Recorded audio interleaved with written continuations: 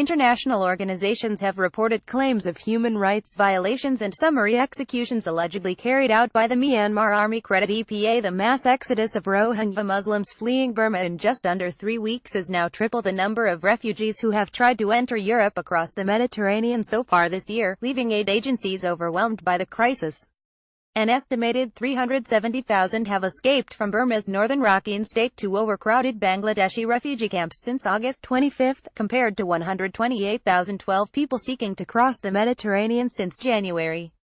Burma's government has admitted that 176 out of 471 ethnic Rohingya villages are now empty. Antonio Guterres, UN Secretary-General, on Wednesday called on authorities in Burma to end the violence against the Rohingya and acknowledged the situation there is best described as ethnic cleansing.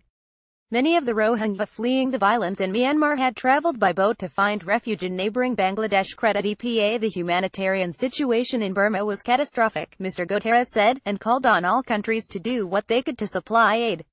The Burmese government said on Wednesday its leader, Aung San Suu Kyi, will skip next week's UN General Assembly meetings and give a domestic speech to address the crisis, amid growing international outrage at her refusal to condemn the killings. Rohingyas have said their homes were set on fire and family members shot, slashed or burned to death.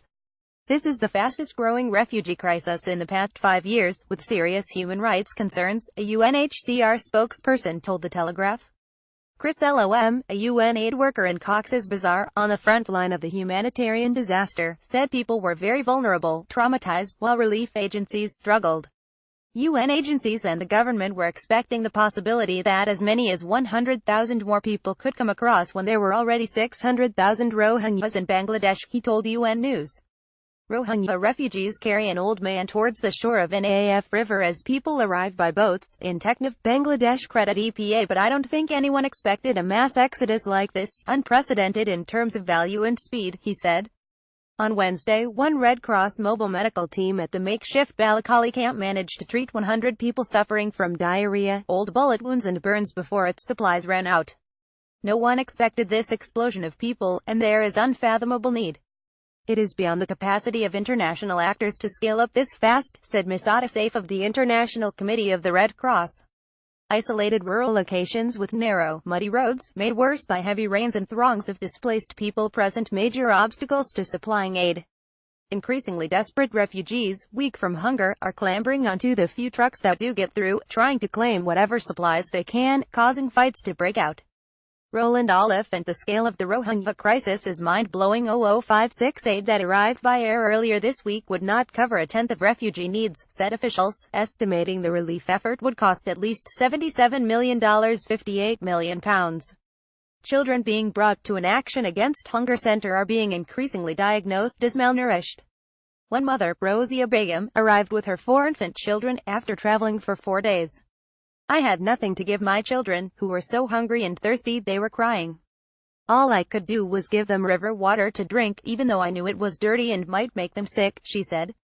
Children burned alive, say Rohingya refugees. 0148. Another woman, Sarah Cotton, grieving the murder of her husband and daughter, said she had been so desperate for food that she had eaten tree bark. The scale of the humanitarian crisis has led to comparisons with the Rwandan exodus of 1994, when over 2 million people fled to neighboring countries after a brutal genocide. Nigeria's government on Tuesday expressed deep regret at the horrendous human suffering of the Rohingya, adding that it was very reminiscent of what happened in Rwanda in 1994 and in Bosnia-Herzegovina in 1995. Meanwhile, terrorist group Al-Qaeda issued a statement warning Burma would face punishment for its crimes, calling for Muslims across the region to help secure Rohingya rights by force.